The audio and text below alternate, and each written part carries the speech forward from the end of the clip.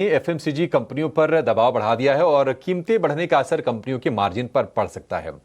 पूरी रिसर्च के साथ हमारे सहयोगी विश्वमोहन हमारे साथ जुड़ गए हैं। विश्वमोहन, कितनी बढ़ गई कीमतें और कहां पर असर आ सकता है इसका? देखिए, कोपरा की अगर बात करें तो पिछले एक साल में 40 से 50% तक दाम बढ़े हैं।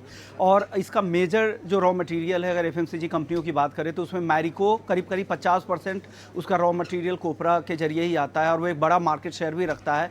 50% मार्केट शेयर अकेले नारियल तेल के मार्केट में मैरिको का है, तो उनके लिए एक बड़ा इम्पैक्ट है। और पिछले एक साल में हमने देखा भी है कि मैरिको ने 30% से ज़्यादा दाम अब तक बढ़ा दिए हैं। डाबर, उसके बाद दूसरा बड़ा प्लेयर आता है, इमामी आता है, तो डाबर ने भी पिछले 12 महीने में 10% से ज़्यादा दाम बढ़ाए हैं। और कोपरा के ही दाम नहीं बढ़े हैं। नारियल, बहुत सारी कंपनियां, एफएमसीजी कंपनियां ऐसी है जो डायरेक्ट नारियल तेल भी खरीदती है।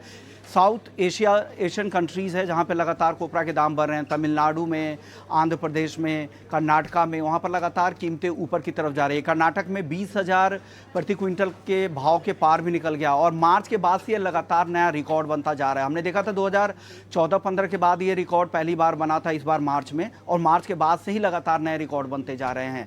और ये सिर्फ कोपरा ही नहीं, नारियल तेल के भी इंटरनेशनल मार्केट में दाम काफ़ी तेज़ी से बढ़े हैं। $2700 प्रति टन के पार निकल गया है फिलीपींस में नारियल तेल का दाम। तो ये एक बड़ी वजह है कि एफएमसीजी कंपनियां लगातार कीमतें बढ़ा रही है। हालांकि कई सारी कंपनियां कह रही हैं कि दाम अपने पीक के आसपास है, अब यहाँ से बहुत ज़्यादा बढ़ने वाले नहीं हैं और हमने ग्राहकों पे जितना बोझ डालना था डाल दिया है, अब ज़्यादा कीमतें नहीं बढ़ने वाली है। तो ये चिंताएं हैं एफएमसीजी कंपनियों को लेकर। हालांकि एक राहत की बात यही है कि बाकी रॉ मटेरियल जो इन कंपनियों के लिए, उनके दाम कम है, जिसमें बाकी एडिबल ऑयल की दाम कम है, क्रूड ऑयल की कीमतें कम है, तो ये सारी राहत की बात है। लेकिन कोपरा की कीमतें चिंता की बात है, और वो खास करके मैरिको के लिए, क्योंकि 50% मार्केट शेयर अकेले ही होल्ड करते हैं। और सिर्फ ये कोपरा सिर्फ नारियल तेल के लिए नहीं, कई सारे इंग्रेडिएंट्स हैं, कुछ कुकीज़, बिस्किट्स वगैरह के में भी इस्तेमाल होता है।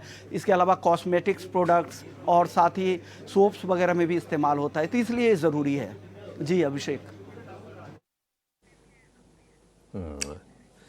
विश्वमोहन, बहुत ही इंटरेस्टिंग रिसर्च आप लेकर आए, बहुत शुक्रिया। तो नारियल मतलब कुकीज़ हो गया, नारियल तेल हो गया, चॉकलेट्स हो गए, बाकी कॉस्मेटिक वाले प्रोडक्ट उसमें यूज़ होता है। अच्छा, मुझे भी लग रहा था कि नहीं, नारियल थोड़ा महंगा हो रहा है। मैं भी जब मंडी जा रहा था खरीदनी तो थोड़ी सी महंगाई तो लग रही थी इसकी। तो 20,000 रुपये क्विंटल यानी कि 200 रुपये किलो के प्राइसेस हो गए हैं। और हालांकि कंपनीज कह रही हैं कि दाम नहीं बढ़ाएंगे, लेकिन दिक्कत ये है ना कि अब भारत जो है प्राइस सेंसिटिव मार्केट है। और ये जो सारी कंपनीज है, मैरिको, डाबर इंडिया, इमामी, ग्रामीण भारत के साथ इनका कनेक्शन ज़्यादा है, तो प्राइस को कितना एब्जॉर्ब करेंगी, फिर उनके मार्जिन प्रोफाइल पर असर पड़ेगा, ये एक देखने वाली चीज़ होगी। लेकिन एक राय आपसे चाहिए राजेश जी। मैरिको, मुझे याद है कि आप रेकमेंड कर रहे थे कुछ दिनों पहले। मैरिको पर जरा व्यू दीजिए। क्या आप अपने प्राइसेस के साथ इंटैक्ट हैं और यहां से भी तेजी करनी चाहिए?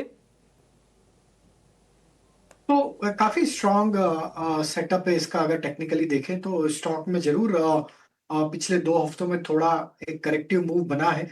बट अगर इसके अभी भी ओवरऑल स्ट्रक्चर देखें तो हमें लगता है जब तक ये स्टॉक 700 रुपए के ऊपर सस्टेन है,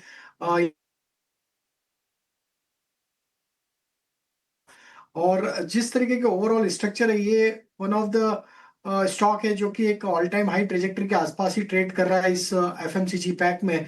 तो हमें लगता है क्लियरली एक आउट परफॉर्मिंग स्टॉक है पूरे एफएमसीजी बास्केट का। और हमें लगता है कि यहाँ कंटिन्यूटी रहेगी। स्टॉक का ओवरऑल स्ट्रक्चर बुलिश ही लग रहा है। तो 700 रुपए का ट्रेडिंग पॉइंट ऑफ व्यू से अगर लिया है तो 700 रुपए के स्टॉप लॉस के साथ बने रहे।